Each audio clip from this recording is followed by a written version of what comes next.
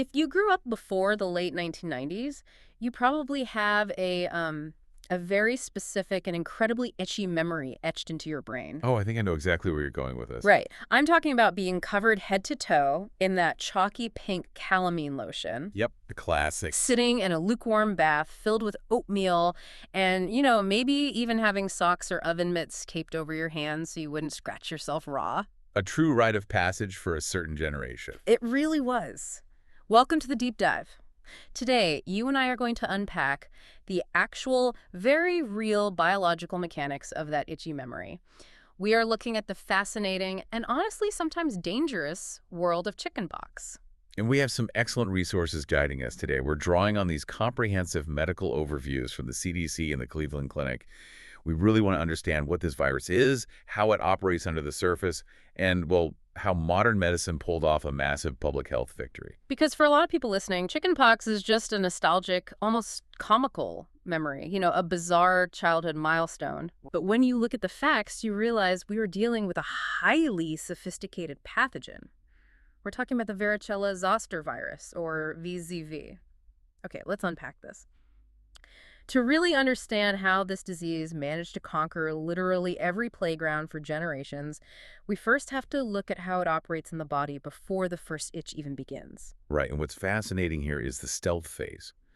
Chickenpox doesn't just announce its presence immediately upon entering the host. No alarms, no immediate rash. Exactly. Uh-huh. But, make no mistake, it is ridiculously contagious. Yeah. The CDC notes that up to 90% of people who are not immune and who come into close contact with someone who has it will get infected. Wait, 90%? Yeah, if you put 10 non-immune people in a room with the virus, 9 of them are walking out with it. That is a staggering success rate for a virus. I mean, it makes me think of it like a highly efficient, completely invisible spy ring. That's a great way to put it. Because there's this incubation timeline where the child seems perfectly fine. They're just running around playing.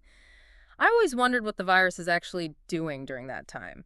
If it's a 10 to 21 day incubation period, it can't just be sitting there doing nothing. But it is incredibly busy. During those 2 to 3 weeks, it isn't just resting. It is actively hijacking the body's infrastructure. Okay, how so? Well, it enters through your respiratory tract and immediately targets your lymphatic system. From there, it travels to your liver and your spleen. Wow, okay. Yeah, and there it essentially sets up microscopic replication factories. Mm-hmm. It just multiplies exponentially. It's building a massive internal army completely under the radar. But if the kid isn't scratching yet and they don't even have a rash, I assume the virus is just like living on surfaces. Like they touch a toy and the next kid touches it. Surface transmission definitely happens, but the priming method is much more direct Yeah. and harder to avoid. It spreads through the air. Just breathing. Every time that infected, perfectly healthy-looking child sneezes, coughs, or honestly even breathes heavily, they are expelling the virus. It also spreads through direct contact with bodily fluids from the eyes, nose, or mouth. Yikes. And this raises an important question about containment, because the true evolutionary genius of the varicella zoster virus is its timing. A person is actually contagious for 1 to 2 full days before any rash appears. Oh, wow. So perfectly quarantining the virus is practically impossible. It's basically a lost cause. By the time you see the first spot and pull your kid out of daycare, they've already been breathing and sneezing the virus onto every toy, every surface, and every other kid for 48 hours. It's a brilliant biological strategy for survival, really. By the time the visible alarm bells go off, the virus has already moved on to its next hosts. That is so insidious. And the way it finally moves to the skin is quite insidious, too. It infects your white blood cells, the very cells designed to protect you. Yeah. It uses those white blood cells as Trojan horses, riding them through your bloodstream all the way out to your skin. Turning the body's own security guards against it. That is terrifying. Yeah, it really is. And as those Trojan horses arrive at the skin, the body finally realizes the scale of the invasion and tries to fight back systemically. And that systemic fight triggers the symptoms, right? Exactly. The early warning symptoms usually follow a specific order. First, a low-grade fever sets in, Okay. followed by severe fatigue and headache. And finally, there's a stomachache that completely kills the appetite. All of this happens just before the visual nightmare begins. So once those early warning signs hit, the stealth phase is officially over. The virus plants its flag all over the skin. And I was reading that the geography of this rash isn't random at all. Not at all. It typically starts centrally. You'll first notice it on the face and the trunk, meaning the chest and the back. From that core, It marches outward.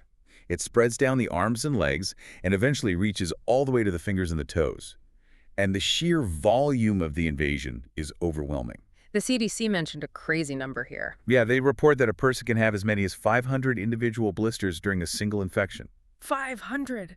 I mean, I was trying to picture what that actually looks like biologically, and the best analogy I could come up with is like a chaotic, delayed assembly line. A delayed assembly line, I like that. Yeah, because you look at the skin and you don't just see one stage of the virus. You have all three stages happening on the skin at the exact same time. It's so bizarre that a single person is experiencing all of that simultaneously. That delayed assembly line is a wonderfully accurate way to describe the pathology. If we break down those stages, stage 1 is the initial outbreak. It's a red, bumpy rash that lasts a few days. Okay. Then those bumps transition into stage 2. They become fluid-filled blisters. Yeah. And the Cleveland Clinic describes the liquid inside as looking like milky water. Milky water is a horribly vivid detail. It is gross, but I suppose very helpful for parents trying to identify what's actually happening. Yeah, it serves as a clear visual marker. Right. And these blisters are highly pressurized and incredibly itchy, and they usually break open after 1 to 2 days. And then what? Once those blisters break open, we reach stage 3, which is when they finally scab over. But tying back to your assembly line analogy, the virus deliberately does not synchronize this process. So they're all on different timers. Exactly. While some bumps are just forming as red spots on your arm, older blisters on your chest are breaking open, and ones on your face might already be scabbing. Which makes knowing when you are finally safe to be around people incredibly confusing. Yeah. I mean, when does it actually stop? Well, the medical guidelines enforce a very strict rule of contagiousness. You are contagious until all of the bumps have become scabs. Most of them. No, all of them. Yeah. If there is even one fluid-filled blister left that hasn't broken and scabbed over, you are still actively shedding the virus. Oh my gosh, that sounds like an absolute logistical nightmare for parents trying to manage work and school schedules. It is. The acute illness itself lasts about 4 to 7 days. Mhm. But because of that strict contagion rule, children usually end up missing 5 to 6 days of school or childcare. So basically a full week. At least. They generally get the green light to return about 7 to 10 days after the rash first appeared, provided every single lesion has fully scabbed. So we have a virus that infects 90% of exposed people, uses white blood cells as Trojan horses, spreads before you even know it's there, and covers a child in up to 500 fluid-filled blisters. And yet for decades, society just treated it like a mild inconvenience. I found something completely mind-boggling in the CDC sources, and I really have to ask you about the history here. Oh, I bet I know what this is. I read about these chickenpox parties. Yep. Wait, people threw parties for a virus? Like, they would actively take their healthy, unvaccinated toddlers and put them in a room with a sick kid just to guarantee they caught it? It was a very real, very common cultural trend. Yeah. I am in sheer disbelief. I mean, I understand the logic of wanting to get it over with, but RSVPing to a pathogen seems utterly reckless. Why does the CDC so strongly condemn this practice today? Well, if we connect this to the bigger picture, that misconception arose because the symptoms were often mild for healthy children. Yeah. People just assumed it was a harmless rite of passage. Right. But that assumption entirely ignores the severe, unpredictable complications that can arise. Yeah. The CDC condemns these parties because you simply cannot predict how severe any individual child's symptoms will be. You are essentially rolling the dice with their life. Because it's not just an itchy rash. The sources mention secondary bacterial infections of the skin and blood. Oh, wait, I think I see the connection. What's that? So the blister itself isn't the primary danger. It's that a 5-year-old with dirty fingernails is violently scratching, tearing open 500 tiny portals directly into their bloodstream for everyday bacteria to enter. That is the exact mechanism of danger. Staph and strep bacteria normally live harmlessly on the skin, but when a child scratches those highly pressurized blisters open, they grant those bacteria direct access to the soft tissues and the bloodstream. Wow. Yeah, that elevates a viral infection into a life-threatening bacterial crisis. It can also lead to viral pneumonia, severe dehydration, and encephalitis, which is a dangerous swelling of the brain. Encephalitis. Because the virus is traveling systemically through the blood, it can actually breach the central nervous system. You also mentioned Ray's syndrome in your notes. What exactly is that? Ray's syndrome is a rare but catastrophic condition that causes massive swelling in the liver and the brain. And the medical community discovered a terrifying link. Which It is is? frequently triggered when a child or teenager who has a viral infection like chickenpox is given aspirin. Wait, really? Aspirin? Yes, the combination of the varicella virus and the aspirin damages the cell's mitochondria, leading to that rapid, deadly swelling. I had absolutely no idea aspirin could be a trigger for something that severe. It is the reason pediatricians issue such a critical warning. Never give a child aspirin when they have a fever or a viral illness. If a pain reliever or fever reducer is needed, you always use acetaminophen like Tylenol instead. So what does this all mean for managing the disease at home? Obviously, avoiding aspirin is paramount. For standard cases, management is mostly about supportive home care, rest, and plenty of fluids to prevent dehydration. And to manage the itching and prevent those 500 portals of bacterial infection you mentioned, you want to use cool, moist rags. And the oatmeal baths. Oatmeal baths are highly recommended, but there is a crucial technique. When they get out, pat them dry. Do not rub the skin with a towel, or you'll tear the blisters open. Ah, the pat drying makes total sense now. It's not just about comfort, it's a vital infection control measure. Exactly.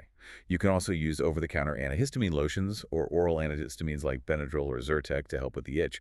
But we also have to consider the demographics who are at astronomically higher risk if they catch it. Who are the high-risk groups? Well, while anyone can have a severe case, pregnant women who haven't had the virus are at extreme risk. Babies under 3 months old whose mothers lacked immunity or highly vulnerable to. What about older people? Anyone over the age of 18 generally has a much rougher, more dangerous time with the virus. And immunocompromised individuals, people with cancer, HIV, or organ transplant recipients, face life-threatening risks. For those high-risk patients, healthcare providers often step in and prescribe antiviral medications.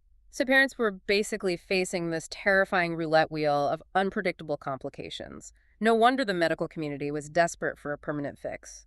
And then enter 1995. The landscape completely shifted. It was a monumental turning point in public health. The vaccine era. The numbers from the Cleveland Clinic are just staggering. Since the vaccine was introduced in 1995, they estimate it has prevented at least 91 million cases of chickenpox in the U.S. alone. Incredible. It led to a 97% decrease in cases overall. I mean, to put that in perspective, in the entire United States in 2022, there were fewer than 30 deaths and 1,400 hospitalizations. Those numbers represent a phenomenal triumph. We took a disease that infected practically every human on the continent, that hospitalized over 10,000 children a year, and reduced its footprint by 97%. So how does the modern vaccine protocol actually work? What are the logistics of keeping this virus at bay? It relies on a 2-dose schedule for children. The first dose is given between 12 and 15 months of age. Okay. And the second dose is administered between 4 and 6 years old. Most kids receive it as part of a combination shot called the MMRV vaccine, which protects against measles, mumps, rubella, and varicella all at once. I noticed in the CDC guidelines, they call it a live attenuated vaccine. Wait, live attenuated, does that mean they are actually injecting a living virus into kids? I know, it sounds alarming, but the virus in the vaccine is severely weakened. That's what attenuated means. Think of it as a hobbled, handcuffed version of the pathogen. Ah. It's alive enough to trigger your immune system to recognize it and build a robust defense, but it completely lacks the biological weaponry to actually cause the full-blown disease or the 500 blisters. That makes perfect sense. But what if you missed out? What if you're an adult and somehow slipped through the cracks? There is a catch-up protocol. If you are 13 or older and never had the disease or the vaccine, you should get 2 doses spaced at least 28 days apart. Good to know. However, because it is a live attenuated vaccine, there are specific groups who shouldn't get it. Like who? Pregnant women shouldn't get it, nor should people who are allergic to vaccine components, immunocompromised individuals, people with untreated tuberculosis, or anyone who has recently had a blood transfusion. Because the immune systems are compromised. Exactly. Their immune systems either can't handle even the hobbled virus or just won't mount the proper response. Okay, so most people get vaccinated, and it's over 90% effective. But that leaves a little wiggle room. Can you still get chickenpox if you're fully vaccinated? You can, but the scenario looks very different. We call these breakthrough infections. The virus manages to sneak past the initial guards. But because the immune system is already trained by the vaccine, it mounts a rapid response. These breakthrough cases are usually incredibly mild. The bumps might not even blister or crust over at all. Wait, if a breakthrough case doesn't scab, how do you know when the assembly line has shut down? Earlier, we established the strict rule is you are contagious until everything scabs over. Good catch. For breakthrough cases that don't crust, the rule actually shifts. They are considered contagious until a full 24 hours have passed with no new lesions appearing on the skin. Now, what about adults who never got the vaccine and never had the disease? They remain completely vulnerable. They can catch chickenpox in their 80s or 90s, and adult cases are significantly more severe, often leading to that viral pneumonia we discussed earlier. Here's where it gets really interesting, though. We've been talking about varicella zoster like it's an invader that your body fights off and eventually kicks out. You get the rash, you heal, you get antibodies, story over. But it's not. Right. There is a bizarre connection between chickenpox and another famous condition, shingles. This is one of the most fascinating biological plot twists in medicine. VZV, the varicella zoster virus, never truly leaves your body. Never. Like, not even after you heal. Never. After you recover from chickenpox, your immune system clears the active infection from your skin and bloodstream. But the virus essentially retreats. Where does it go? It travels along your nerve fibers and goes dormant. It literally hides away in your sensory nerve ganglia, and it can stay asleep there for decades. So it's just lurking deep inside your nervous system. Yes. And later in life, often when the immune system weakens due to age, intense stress, or other illnesses, that exact same virus can wake up. Oh, wow. It reactivates and travels back down the nerve to the skin. But it doesn't cause a full-body chickenpox outbreak again. It causes shingles, which is a painful localized rash that follows the path of that specific nerve. So shingles is essentially the ghost of your childhood chickenpox coming back to haunt you. That's beautifully put. You cannot catch shingles from someone else. You develop shingles from your own dormant chickenpox virus waking up. But if someone has an active case of shingles, can they infect other people? They can, but there's a very specific quirk to how the transmission works. If an adult has shingles, and they come into contact with someone who has never had chickenpox or the vaccine, the uninfected person can catch the virus. I would assume they get shingles then. Surprisingly, no. They get chickenpox. Wait, what? Yeah, they get infected through direct contact with the fluid from the shingles blisters or by breathing in particles from those blisters. But because it is their body's first time ever encountering the varicella zoster virus, it manifests as the primary systemic infection, chickenpox. Let me make sure I have this straight. You get chickenpox at age 5. The virus goes to sleep inside your nerves. 60 years later, you're stressed, and it wakes up as shingles. Then, your newborn grandchild touches your shingles rash, and they get full-blown chickenpox. It is a phenomenal cyclical survival mechanism for the virus. It ensures it can cross generations. That is just wild. So bringing this all together, we started by looking back at the itchy, calamine-covered nostalgia of oatmeal baths. And peeling back the layers, we've seen the reality of varicella zoster. A highly contagious pathogen that hijacks the lymphatic system, turns white blood cells into Trojan horses, and turns the skin into a chaotic assembly line of 500 fluid-filled blisters. We busted the incredibly dangerous myth of chickenpox parties and explored why the CDC warns against them due to severe complications like encephalitis and Raynaud's syndrome. Right. And ultimately, we celebrated the 1995 live attenuated vaccine that practically erased this disease, preventing 91 million cases and saving countless lives. The takeaway for you listening to this is that knowledge and prevention truly are key. Whether it's checking your own vaccination status, especially if you're an adult who isn't sure if you had it as a child, or understanding how the virus transmits so you can protect vulnerable populations in your community. Thanks to modern medicine, we don't have to roll the dice with this pathogen anymore. We don't. But I want to leave you with one final kind of mind-bending thought to mull over today. Based on what we just learned about shingles and how the virus retreats into the nervous system, think about the evolutionary brilliance of that dormancy. It's incredible.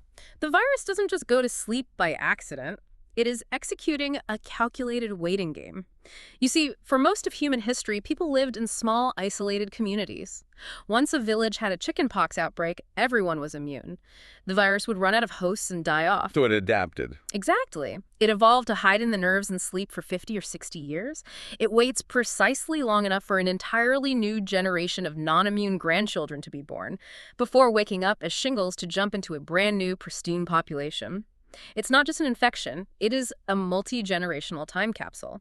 And if you had chickenpox as a child, your body is essentially operating as a lifelong hotel for a virus that is just quietly waiting in the molecular shadows. A silent, invisible roommate you never knew you had.